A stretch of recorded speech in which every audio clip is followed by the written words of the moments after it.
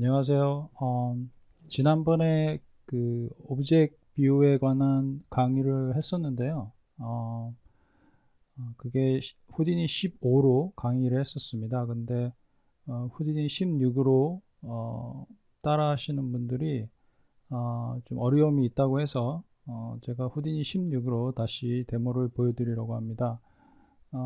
간단하게 요약을 하면 네트워크 뷰에서 가장 바깥의 부분이 될 수 있는 오브젝트 뷰의 개념을 설명하기 위해서 파로 커브와 패런팅을 예제로 해서 강의를 했었습니다. 그래서 지난번 강의하고 동일하고요. 근데 강의를 하다 보니까 이렇게 뭐 내용이 조금 달라질 수도 있고 제가 빼먹은 부분도 있을 수 있으니까 지난번 강의하고 같이 참조해서 보시기 바랍니다.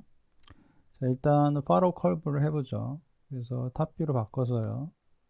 패스를 일단 만들도록 해보죠. 그래서 여기 지금 escape 쳐서 이 뷰에서 제가 탭키를 쳐서 패스를 패스 크리에이트를 선택을 합니다. 그리고 패스를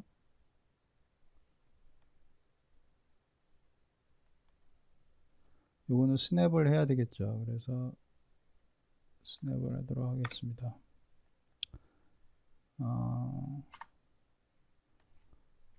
escape 쳐서 다 나왔고요. 여기 보면 패스 노드가 있고 그 다음에 이렇게 쭉 패스에 관련된 포인트 노드들이 있습니다.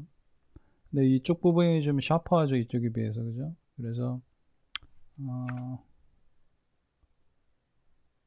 로테이션 얘를 클릭을 해서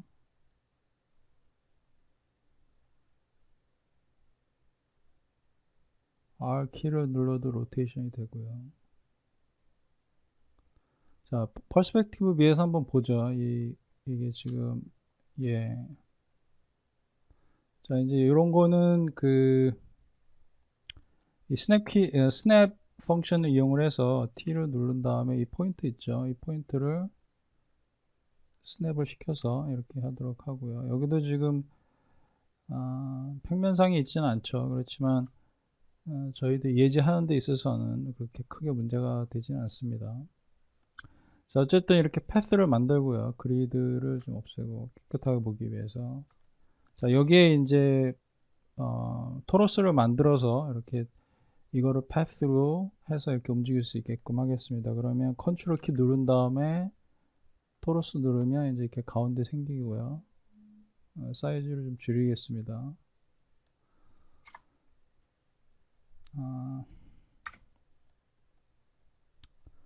자, 여기 옵젝에 가서 아무것도 선택이 안 된 상태에서 지금 다시 escape로 나와 있습니다.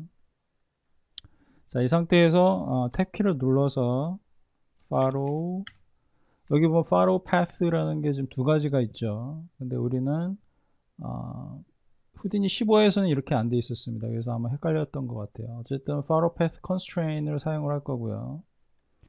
그러면 얘가 이제 select object create path constraint, path constraint이라니까 얘가 아마 constraint을 갖게 될 거예요. 그래서 얘를 선택을 하시고요. 그 다음에 엔터를 누른 다음에 path object은 얘기했죠.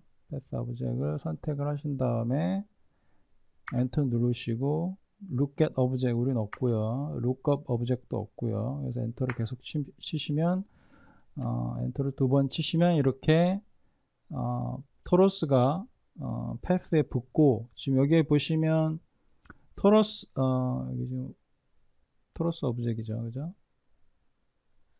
이 토러스 오브젝 안으로 들어가시게 되면 이렇게 컨스트레인이 있습니다. 이 부분이 이제 후디니 15하고는 좀 다른 부분이죠, 16이. 그래서 이 컨스트레인 안으로 들어가시게 되면 이렇게 돼 있고 패스가 있고 그 다음에 여기 보시면 이제 포지션이 지금 이거는 타이밍으로 되어 있습니다. 이렇게 프레임으로 이렇게 돌게끔. 근데 이제 이거를 제가 라이트 클릭해서 딜리트 채널을 하게 되면 0에서 1까지 되겠죠. 그죠? 예. 자, 이제 이 부분이 좀 틀린 부분이었습니다. constraint. 지금 후딘을 처음 배우신 분들은 이 컨스트레인까지 안 가셨기 때문에 약간 낯설 수 있는데, 어쨌든 컨스트레인 노드라는 게 따로 있으니까요. 우리가 나중에 다시 배울 수 있는 기회가 있을 거예요. 지금은 그렇게 이해해 두시면 될 것 같고요.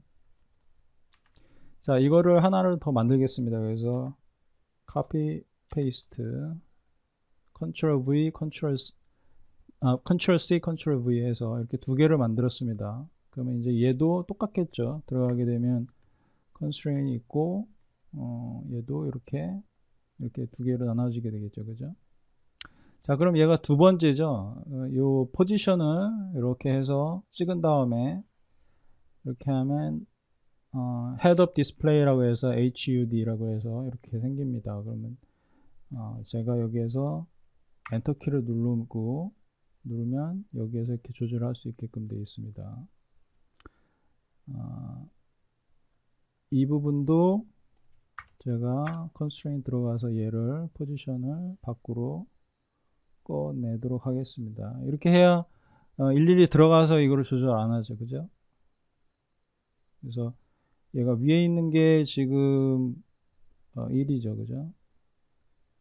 이렇게 해서 조금만 겹치면 더킹이 됩니다. 이런 식으로 이렇게 같이 움직일 수 있고, 그 다음에 이 하얀 부분을 이렇게 쭉 늘리면 스케일을 조절할 수 있습니다. 그렇다고 해서 이 값이 변하는 건 아니에요. 네. 자, 근데 여기 보면 이제 더킹한 상태에서 오른쪽 클릭 누르시면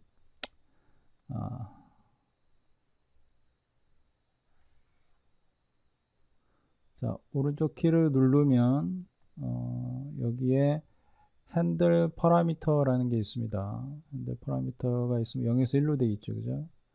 그래서 자, 이게 따로따로 되어 있을 거예요. 자, 여기에 오른쪽 키를 눌러서 핸들 파라미터 하면 0, 1이죠. 그러면 요게 지금 0, 1이라는 거예요. 여기 0에서 1까지. 그래서 락을 겁니다. 그러면 이제 0에서 1 이상으로는 못 가게 되고요. 이거를 0.5로 제가 바꾸겠습니다. 0.5로 이렇게. 자, 이렇게 바꿨으면 이제 얘는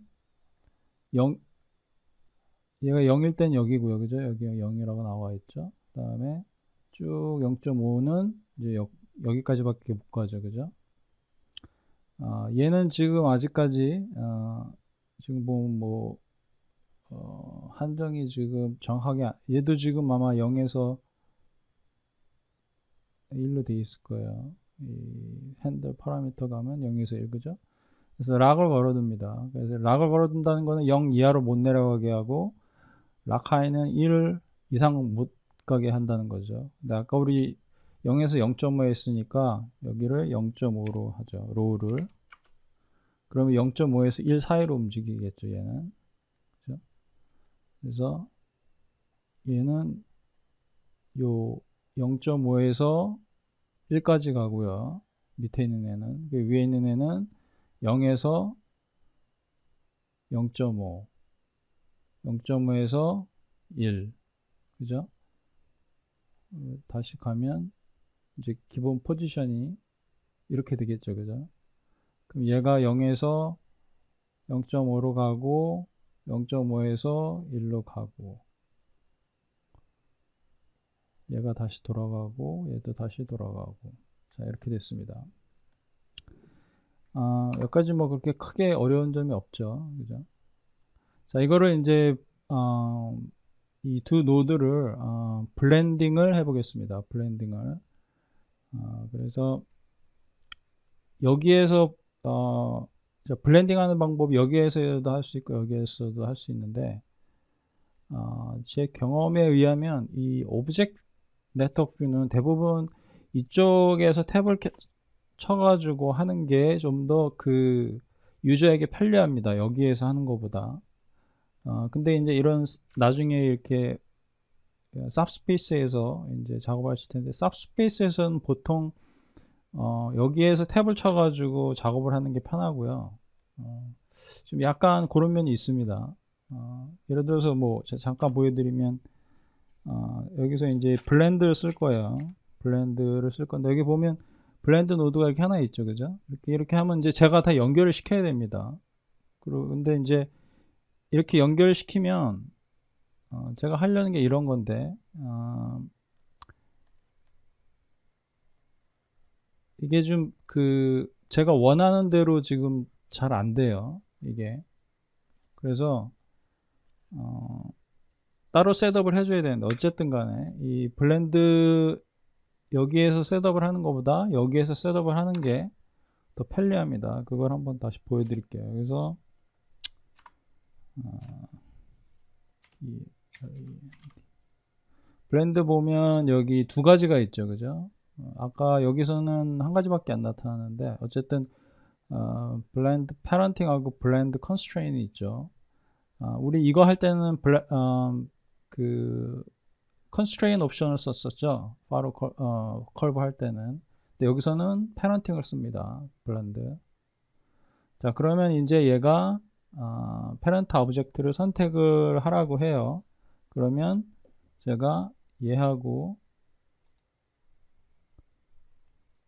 Shift 키를 누른 상태에서 얘하고 선택을 한 다음에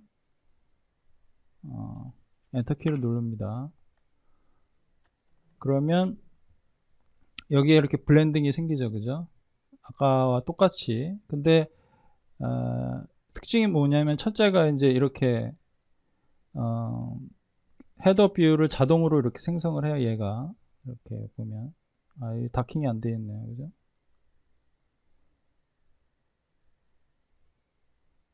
다킹을 하고 싶은데,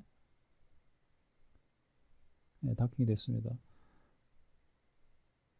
얘도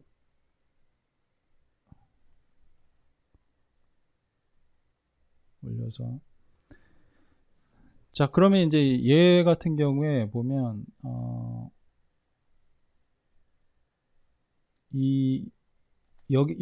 얘가 지금 이 블렌드 인디케이션이거든요. 이 조그만 스피어 같은 게. 근데 여기에 보면 자동으로 이렇게 딱딱 맞죠, 그죠? 아까는 안 맞았었는데, 아까 여기에서 블렌딩해서 했을 때는 안 맞았었죠. 근데 여기는 자동으로 이렇게 딱딱 맞습니다. 요 간격 안으로 이렇게 움직이게끔. 그래서 더 편리합니다. 어쨌든 간에. 자, 이제 제가 뭐를 하려고 하려냐면, 예를 들어서 제가 오브젝을 예를 들어서 얘가 오브젝을 이렇게 날라서 얘한테 주면 얘는 오브젝을 받아서 이렇게 가게끔, 별거 아닌데 그렇게 한번 해보려고 합니다. 자, 그러면 이제 여기에 제가 예를 들어서 이 상태에서 지금 이것만 봤을 때, 자, 제가 이 오브젝 있죠. 이 오브젝을 제가 이렇게 움직이자, 이 하이어키가 오브젝 넥터 뷰에서 하이어키가 이런 식으로 연결이 되면 얘가 패런트가 되고, 그러니까 얘가 모가 되고 얘가 자가 됩니다. 그러니까 얘가 패런트가 되고 얘가 차일드가 되는 거죠, 그죠? 그렇기 때문에 얘를 움직이면, 즉 얘죠, 토러스, 얘를 움직이면 당연히 이 블렌드의 인디케이션이 얘가 따라 움직이겠죠, 그죠? 그래서 따라 이렇게 움직입니다. 이런 식으로. 그 다음에 내가 얘를 움직이면 얘는 따라 안 움직이죠, 그죠? 그 대신에 얘를 넘겨줘야 됩니다. 이런 식으로 넘겨줬죠, 그죠? 그 다음에 이렇게 하면 같이 움직이게 되죠.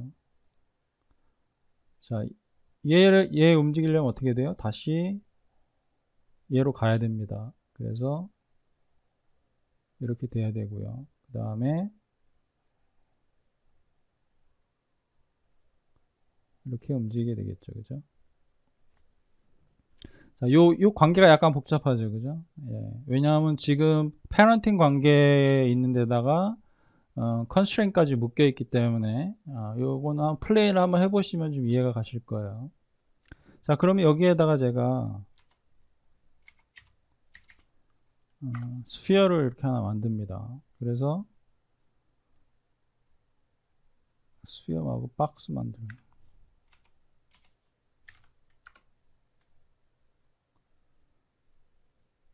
박스를 만들어서 얘를 배달을 시키려고 합니다. 근데 이거를 여기에 이렇게 패런팅을 시키죠. 자, 패런팅을 시켰어요. 패런팅을. 자, 여기 보시면 이 오브젝에 그 지금 어떤 변화도 없죠. 근데 이 박스를 보면 스케일이 작아졌잖아요. 그거는 왜냐하면 이 토러스의 이 스케일이 0.5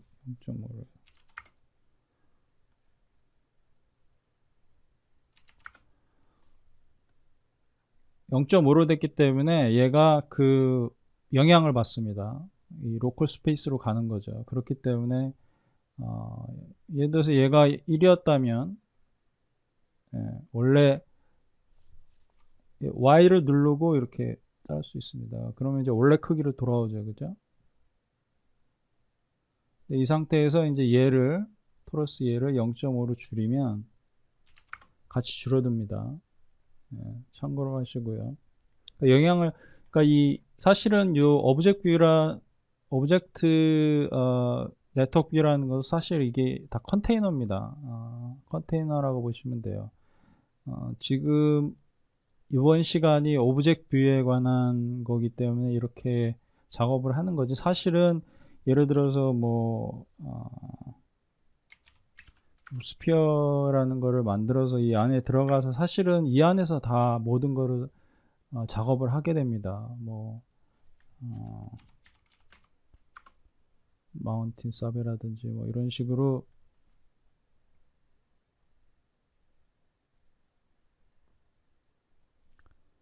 이게 저거군요. 프리마티브 폴리건 이런 식으로 해서 쭉 이 삽스페이스에서 모델링 작업을 하게 됩니다. 대부분 다 거의 후디니의 작업의 거의 7, 80%는 다 여기에서 한다고 보시면 되고 사실 이 오브젝트 뷰는 어떤 큰 틀에서의 그런 컨테이너들을 나열하는 곳이에요. 근데 이제 제가 이걸 보여드릴 이유는 이러한 기능들도 있다는 것과 함께 오브젝트 뷰에서의 이러한 그 커넥션은 상당히 유의를 하셔야 합니다. 이 오브젝트 뷰에서 이렇게 이런 식으로 연결하는 일은 그렇게 많이는 없습니다. 만약에 이런 식의 작업을 하시려고 한다면 모르겠지만 그게 아니고서는 이제 이 크게 컨테이너 형식으로 이렇게 나열을 하는 게 대부분이기 때문에 그 점 염두에 두시고요. 대신에 이제 이 컨테이너끼리 이제 컨테이너라고 하겠습니다. 오브젝트 컨테이너끼리 이렇게 연결하실 때는 패런팅 관계가 형성이 된다는 것을 꼭 기억을 해 두시기 바랍니다. 여기 보여드렸듯이 이게 좀 스케일도 영향을 받죠. 얘는 전혀 변화가 없는데 그죠? 자 이제 이렇게 돼 있는 상태에서 만약에 제가 여기에 잠깐만요. 여기에 보면 블렌드에 대한 헤드업 디스플레이가 없죠. 그죠?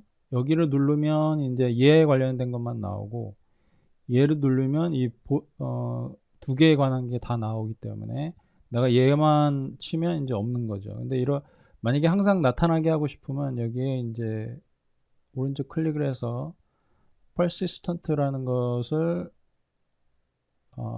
이렇게 하시면 제가 이 상위 그룹에 가도 이 하위 그룹에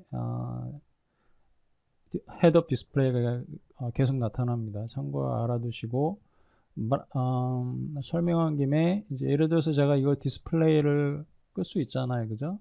얘도 끌 수 있고 얘도 끌 수 있고 근데 이제 이거를 다시 복원을 시키려면 여기에 가셔가지고 쭉 클릭을 하시면 여기에 있습니다. 그래서 여기에서 이렇게 복원을 하시면 돼요. 참고로 알아두시고 다시 만들 필요가 없다라는 거죠. 디스플레이만 껐으니까. 자, 이제 이 상태에서 이제 박스를 여기에서 이렇게 나르고 여기에서 이렇게 나르려고 합니다. 그래서 박스를 이제 이쪽에 옮겨야 되겠죠. 그죠? 그래서 박스 이렇게 옮기고요. 자, 지금 박스는 지금 사실 이 블렌드를 따라간 거예요. 그죠? 블렌드를 따라간 겁니다.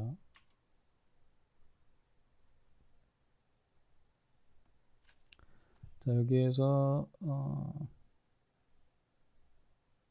와이어 뷰로 보기에는 좀 그렇죠.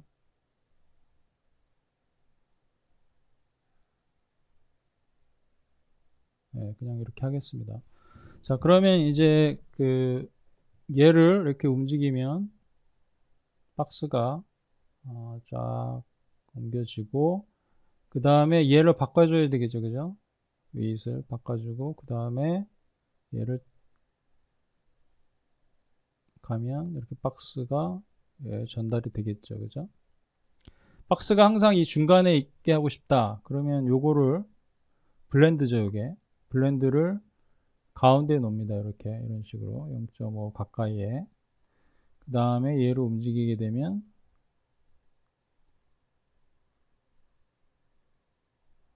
항상 가운데에 있게 되죠. 그죠? 뭐 이 정도에서 유지를 하고 싶다. 그럼 얘를 이렇게 하면 되고,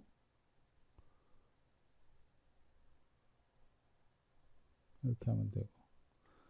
예. 그래서 요거를 셋업을 해 보신 다음에 이거를 쭉 움직이면서 한번 플레이를 해 보세요. 그러면 사실 이런 셋업은 어떤 실용적인 면보다는 이 하이어키를 이해를 하는데 도움이 되고자 이 예제를 보여드린 겁니다. 그리고 이제 또 하나 보여드릴 것은 추가적인 패런팅 옵션들입니다. 그래서 이게 지금 오브젝트 노드죠. 오브젝트 노드의 일종의 컨테이너라고 했죠. 이게 보면 예, keep position when parenting이라는 게 있고 child compensation. 지금 우리는 enable constraint는 아까 여기서 했죠. 지금 했죠. 그죠? 그래서 이 두 개를 설명을 하려고 합니다. 그래서 박스를 하나 만들고요. 예, 그 다음에 토로스를 박스와 자, 이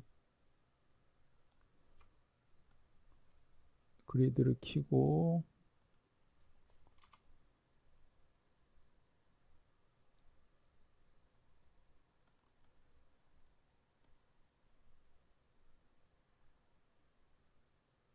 자, 이렇게 하도록 하죠. 자, 이렇게 두 개가 있습니다. 박스와 토러스.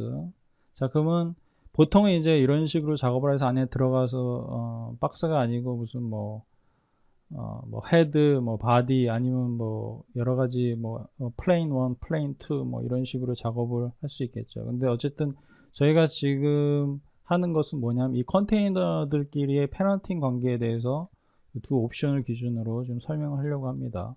자, 그럼 제가 이렇게 해서 이렇게 연결하게 되면 이게 지금 차일드가 되고 이게 패런팅이 되죠. 그러면 지금 얘가 박스가 옮겨졌죠. 그죠? 그 이유는 박스 자체가 이 값을 갖고 있기 때문에 그렇습니다. 그래서 Y키를 누르시면 이 가위가 나오는데 끊어버리면 본래의 자리로 돌아가죠. 그죠? 얘를 5 있는 대로 놓고 얘를 10 있는 대로 놓죠. 얘를 15 있는 대로 놓고 얘를 10 있는 대로 놓겠습니다. 자, 이 상태에서 헷갈릴까봐 자, 이렇게 했습니다. 자, 이 상태에서 아까처럼 제가 다시 보여드리면 패런팅을 하게 되면 이만큼 움직이죠. 그죠? 영향을 받아서 근데 만약에 제가 다시 이제 Y를 끊으면 다시 자기 본 자리로 오겠죠. 만약에 제가 이 상태에서 다시 패런팅을 하게 되면 그리고 여기에 제가 얘를 지우게 되면 얘는 아무 값을 없기 때문에 이 자리로 오게 되겠죠. 그죠? 그리고 제가 가위로 자르게 되면 얘는 이 원점으로 돌아가게 됩니다. 여기로. 예. 아까 여기가 뭐였죠? 아까 여기가 10이었죠. 예. 참고로 알아두시고, 근데 이제 여기에 보면 keep position when parenting 이라는 게 있죠. keep position when parenting. 요거는 이제 얘한테는 해당이 안 되고 얘한테 해당이 됩니다. 이 옵션에서. 그래서 얘가 이걸 키운 상태에서 child죠. 그래서 parenting을 시키면 얘가 이동을 안 합니다. 일종의 offset이죠. 마야의. 마야 parenting 기능에도 offset 기능이 있죠. 그죠? 자, 이런 식으로 이렇게 됩니다. 자, 이 상태에서 Y로 제가 끊으면 이렇게 유지가 되겠죠. 그죠? 자, 그런 기능이고요. 이거를 보게 되면 지금 얘는 여기 값이 지금 없는데도 아까 오프셋 때문에 얘가 움직여 가지고 여기까지 왔죠. 그죠? 근데 제가 패런팅을 끊어도 그냥 남게 되네요. 그죠? 자, 근데 이게 흥미로운 게 뭐냐면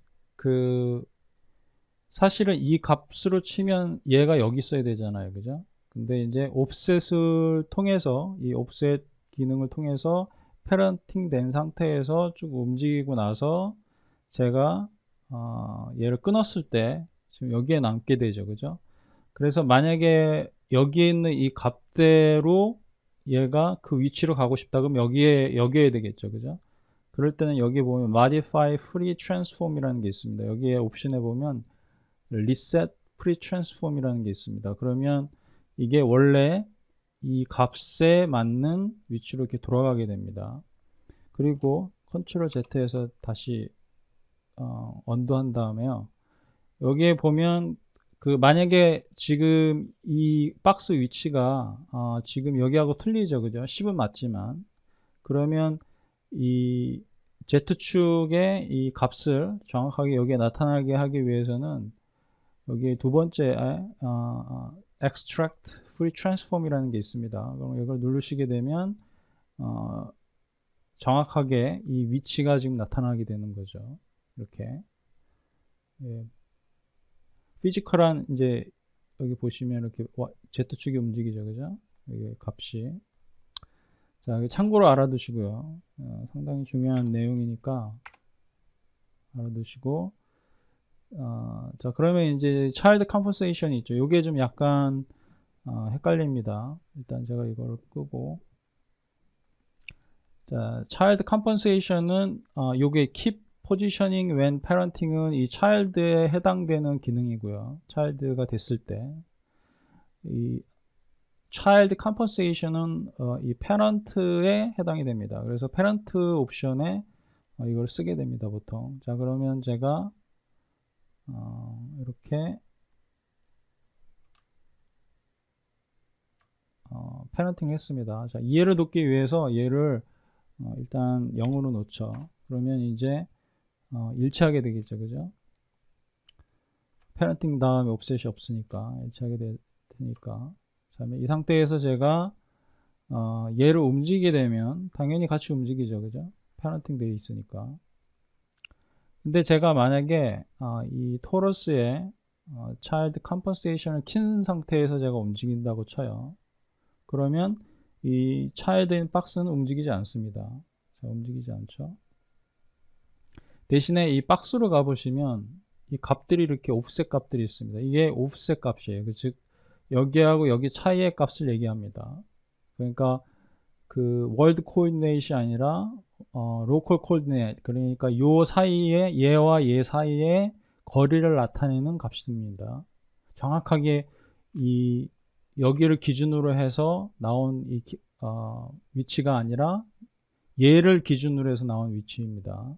그렇게 하시면 돼요. 그러니까 얘 x축에 이쪽으로 가면 마이너스죠. 얘를 기준으로 봤을 때, 그죠? 그래서 마이너스 3. 뭐라고 나오잖아요. 그죠? 그리고 얘를 기준으로 했을 때 Z축이 플러스 방향이 이쪽이죠. 그죠? 여기 보면 3이라고 나오니까 여기가 3 정도 되죠. 그죠? 어쨌든 이게 offset 값입니다. offset 값. 그래서 이 child compensation을 하게 되면 얘가 움직여도 따라오지 않는 대신에 계속 offset을 얘가 계속 그 트래킹을 합니다. 자, 이 상태에서 제가 Y를 누른 상태에서 얘를 끊어보죠. 자, 끊게 되면 얘가 어디 있는지 볼까요? 지금 여기에 와 있습니다. 자, 여기에 온 이유는 뭐냐면 이 끊긴 다음에 얘는 이 값을 보겠죠. 그죠? 그럼 이게 더 이상 얘를 기준으로 하는 게 아니라 다시 이 원점 있죠. 원점을 기준으로 하게 됩니다. 그래서 얘가 마이너스 3만큼 X축으로 갔죠. 그죠? 그리고 Z축으로 4.5만큼 밑으로 내려갔습니다. 이렇게. 그래서 원점이 여기가 되겠죠. 그죠? 그래서 이게 컴pensation의 그 역할이고요. 뭐 언제 사용할지는 사실 저도 한 번도 사용을 안 해봤는데 어쨌든 이러한 옵션들이 있고, 예를 들어서 얘를 지금 이 상태에서 여러분들이 여기 보면 이제 박스입니다. 제가 박스를 선택을 한 상태에서 이 clean transform, transform은 translate, rotate, scale을 모두 합한 게 transform이라고 하고요. 그래서 제가 clean transform 하게 되면 얘가 이렇게 다 0이 됩니다. 즉 마야로 치면 프리즈가 되는 거죠. 대신에 얘는 움직이지 않습니다. 이 상태로 되는 거고요. 근데 만약에 얘를 그 원점으로 돌리고 싶다 그러면 이제 extract가 아니고요. 그 reset, pre, transform을 누르시면 잠깐만요. 아까 제가 이거를 먼저 눌렀기 때문에 이게 지금 이 값이 돌아왔기 때문에 아까 그 값이잖아요. 그죠? 이 translate. 아까 값으로 돌아가는 이게 기능입니다. 그럼 다시 freeze 하면 되죠. 그래서 얘가 이제 그 본래의 자리로, 그러니까 이 원점이죠. 원점으로 돌아가게 하려면 얘를 눌러야 되겠죠. reset으로 하게 되면 이제 그 본래의 이 transform 데이터에 맞는 위치로 돌아가게 되겠죠. 이거 한번 더 눌러볼까요? 이제 더 이상 안 되는.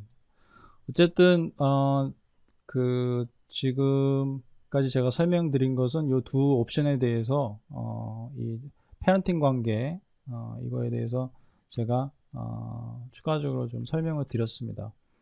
한번 직접 해보시고요. 그리고 이 오브젝트 스페이스에서의 이 페런팅 관계에 대해서 좀 더 정확하게 이해를 해 두시면 나중에 작업을 하시는데 도움이 될 테고 또 실수도 많이 줄일 수 있습니다. 그래서 이게 그 같은 내용에 대해서 두 번째 강의거든요. 이게 후디니 16으로 제가 제 강의를 했는데 후디니 15하고 한 비교해 보시고 질문을 다시 주시기 바랍니다. 예, 수고하셨습니다.